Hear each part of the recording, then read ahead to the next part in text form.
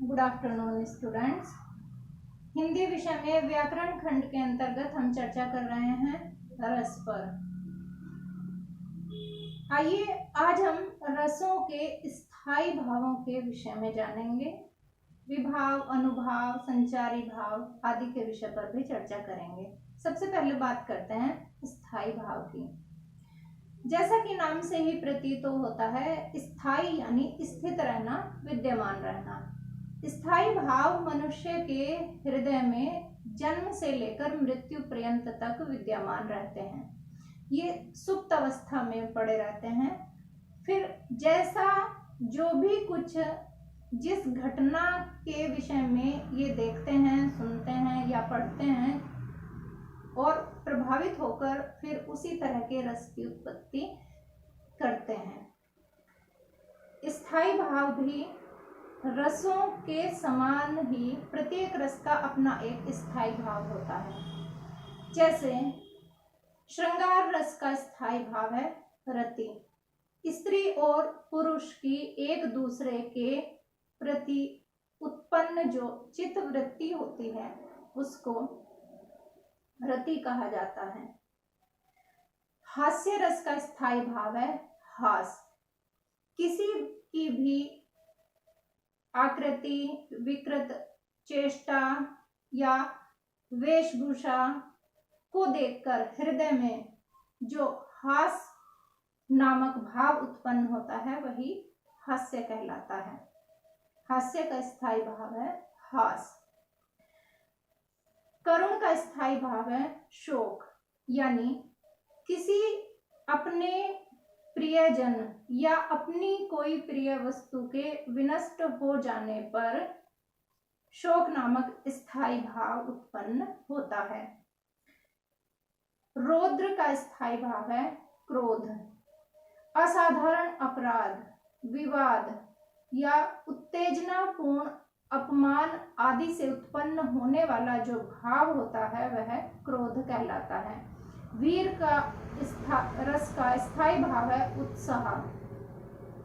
मन की उल्लासपूर्ण वृत्ति या जिसके द्वारा मनुष्य तेजी के साथ कार्य करने लगता है, वहां पर उत्साह नामक स्थायी भाव उत्पन्न होता है। भयानक रस का स्थायी भाव है भय।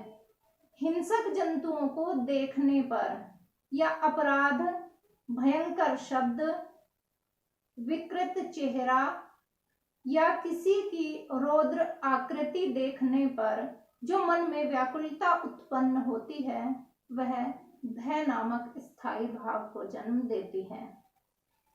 अद्भुत रस का स्थायी भाव है आश्चर्य।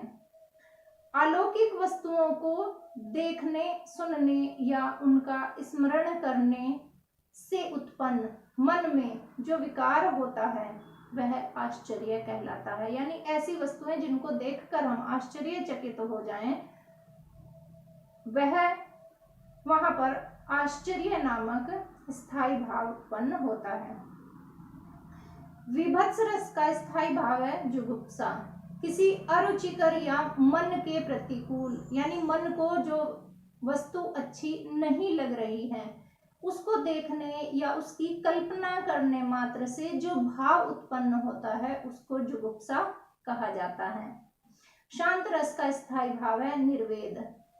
सांसारिक विषयों के प्रति वैराग्य उत्पन्न होना, सांसारिक वस्तुओं के प्रति कोई स्नेह, कोई माया मोह न रहना निर्वेद नामक स्थायी भाव की उत्पत्ति करता है। वात्सल्य स्थायी भाव है वत्सलता। माता पिता का संतान के प्रति प्रेम वात्सल्य कहलाता है, जिसका स्थायी भाव वत्सलता है। देव विषयक रति भक्ति रस का स्थायी भाव है। ईश्वर में परम अनुरक्ति, ईश्वर में परम अनुराग देव विषयक रति कहलाता है। ये 11 रसों के 11 स्थायी भाव थे। आइए चर्चा करते हैं विभाव, अनुभाव, संचारी भावों पर। पहला है हमारा विभाव। विभाव 2 प्रकार का होता है। आलंबन विभाव और उद्दीपन विभाव। यहाँ पर आलंबन विभाव क्या है? जिस व्यक्ति अथवा वस्तु के कारण किसी व्यक्ति में कोई भाव जागृत होता है, जिस वस्तु के कारण या जिस व्यक्ति के कारण जिस व्यक्ति में कोई भाव जागृत होता है, वह उस वस्तु का आलंबन विभाव कहलाता है। अब यहाँ पर उदाहरण के माध्यम से समझ लेते हैं कि यदि किसी व्यक्ति के मन में सर्प को देखकर भय नामक स्थायी भाव जागृत हो रहा है, तो यहाँ पर सर्प जो है वह उस व्यक्ति में उत्पन्न भय नामक स्थायी भाव का आलंबन विभाव है। ऐसे समझ लेते हैं, ये समझ लीजिए कि ये एक सर्प है। ये कोई व्यक्ति यहाँ पर रास्ते से जा रहा है। जब इस व्यक्ति ने इस सर्प को देखा तो इस व्यक्ति के हृदय में यहाँ क्या जागृत हुआ? भय नामक स्थायी भाव जागृत हुआ। किसके कारण हुआ? इस सर्प के कारण हुआ, क्योंकि व्यक्ति ने सर्प को देखा और इसको देखने से इसके हृदय में भय नामक स्थायी भाव की जागृत हुआ स्थायी भाव। तो सर्प क्या है? इस भय नामक स्थायी भाव का आलंबन विभाव है। सर्प जो है वो भय नामक स्थायी भाव का आलंबन विभाव है, क्योंकि सर्प को देखने पर ही रास्ते में जाने वाले व्यक्ति के हृदय में भय नामक स्थायी भाव उत्पन्न हो रहा है, यानी जिसके कारण स्थायी भाव उत्पन्न होता है वह आलंबन विभाव कहलाता है। दूसरा है उद्दीपन विभाव। उद्दीपन यानी उद्दीप्त होना या जागृत होना, बढ़ना। उद्दीप्त होना यानी और अधिक बढ़ना। यहाँ पर क्या हुआ? सर्प को देखकर व्यक्ति में भय नामक स्थायी भाव उत्पन्न हुआ। ये क्या कहलाता है? इस स्थायी भाव के बढ़ने को संकेत करता है, यानी इस सर्प को देखने पर इस व्यक्ति के हृदय में भय नामक स्थायी भाव तो जागृत हुआ, जो कि आलंबन विभाव है। उद्दीपन विभाव क्या है? जब इस रास्ते में जाते हुए व्यक्ति की तरफ सर्प ने कोई चेष्टाएं करना प्रारंभ की, कोई क्रियाएं करना प्रारंभ की। क्रियाएं जैसे उस व्यक्ति को देखकर सर्प उसकी तरफ बढ़ चला या फुंकार आदि करने लगा, तो ये जो स्थायी भाव था उस व्यक्ति के हृदय में ये और अधिक बढ़ गया, और अधिक उद्दीप्त हो गया। तो जो और अधिक उद्दीप्त होने वाला भाव है वह उद्दीपन विभाव कहलाता है। आलंबन विभाव यानी जिसको देखकर भय नामक स्थायी भाव की उत्पत्ति हुई तो आलंबन विभाव, और जिसके कारण वह भाव और अधिक बढ़ा वह उद्दीपन विभाव कहलाता है। फिर आते हैं अनुभाव। अनुभाव 4 प्रकार के होते हैं: कायिक, मानसिक, सात्विक और आहार्य। कायिक अनुभाव होते हैं मानव मन में स्थायी भाव के जागृत होने पर। अब मनुष्य के मन में स्थायी भाव तो जागृत हो गया, लेकिन कुछ शारीरिक चेष्टाएं उत्पन्न होती हैं। मनुष्य के मन में जिन शारीरिक चेष्टाओं को देखकर कोई भाव उत्पन्न होते हैं, जैसे कि सर्प को देखकर व्यक्ति क्या करेगा? शारीरिक क्रियाएं क्या होंगी? सर्प को देखकर व्यक्ति की शारीरिक क्रियाएं क्या होंगी? डर की वजह से, डर के कारण या तो वह चिल्लाएगा या वह वहां से भाग जाएगा, यानी शरीर के द्वारा वो जो क्रियाएं करेगा वह क्रियाएं अनुभाव कहलाती हैं। यानी यहाँ पर क्या थी? दोनों क्रियाएं क्या थी? मन की क्रियाएं थी। यहाँ पर क्या है? अनुभाव यानी जो शरीर के द्वारा क्रियाएं की जा रही हैं। तो शारीरिक क्रियाएं क्या हुई? या तो सर्प को देखकर जोर से चिल्लाना या वहां से भाग जाना। ये क्रियाएं जो हैं वह अनुभाव कहलाती हैं। अनुभाव 4 प्रकार के होते हैं। कायिक, शरीर की कृत्रिम चेष्टा को देखकर, यानी शरीर के द्वारा की जाने वाली कृत्रिम चेष्टाएं, कृत्रिम यानी जो प्राकृतिक नहीं है, उन चेष्टाओं को कायिक अनुभाव कहते हैं। ये कायिक अनुभाव, इसके अंतर्गत क्या क्या आता है, जैसे दौड़ना, कूदना या चिल्लाना।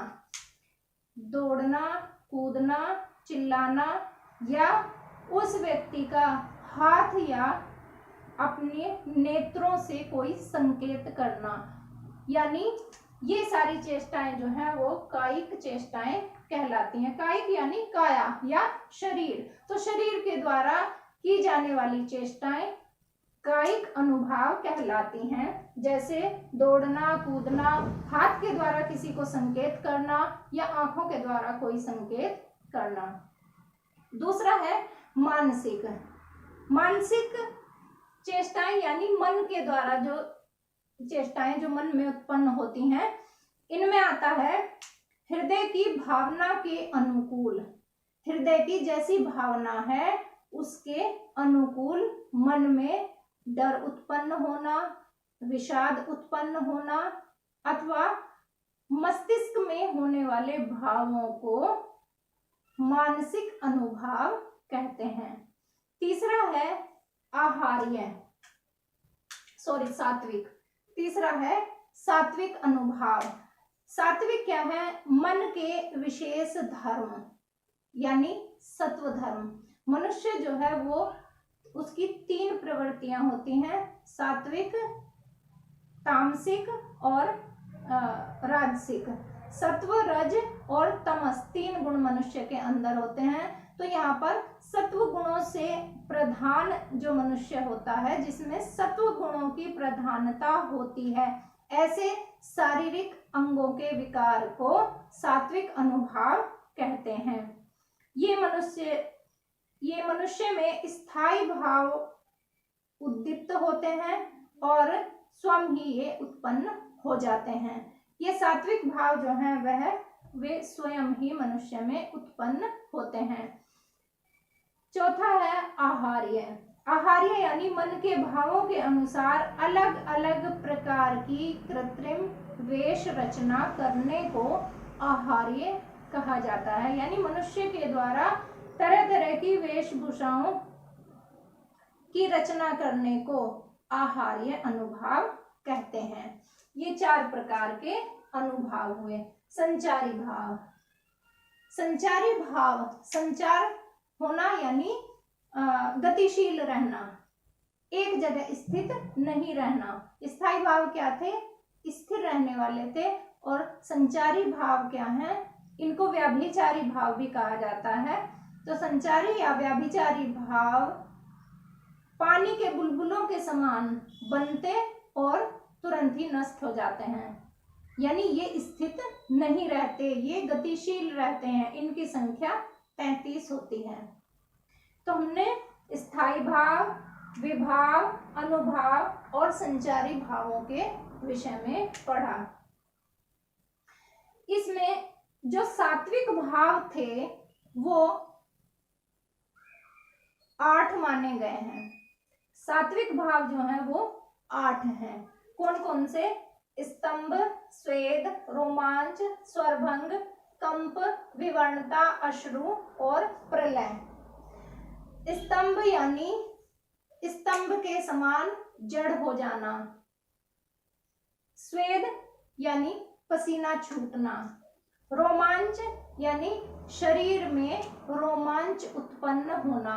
स्वरभंग यानी आवाज का न निकलना, आवाज अंदर ही रह जाना, गले से आवाज बाहर न आना, स्वर का भंग हो जाना।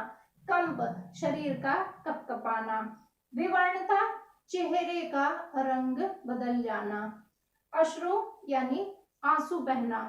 और प्रलय यानी शरीर और मन दोनों में प्रलय की स्थिति आना, यानी एकदम बिल्कुल जड़वत हो जाना, प्रलय के समान उथल पुथल मचना मन में और शरीर में। ये 8 सात्विक भाव थे। हमने स्थायी भाव, विभाव, अनुभाव, संचारी भावों के विषय में पढ़ा। कल हम चर्चा करेंगे हास्य रस की परिभाषा, उदाहरण और करुण रस, दोनों के विषय में कल चर्चा करेंगे। धन्यवाद।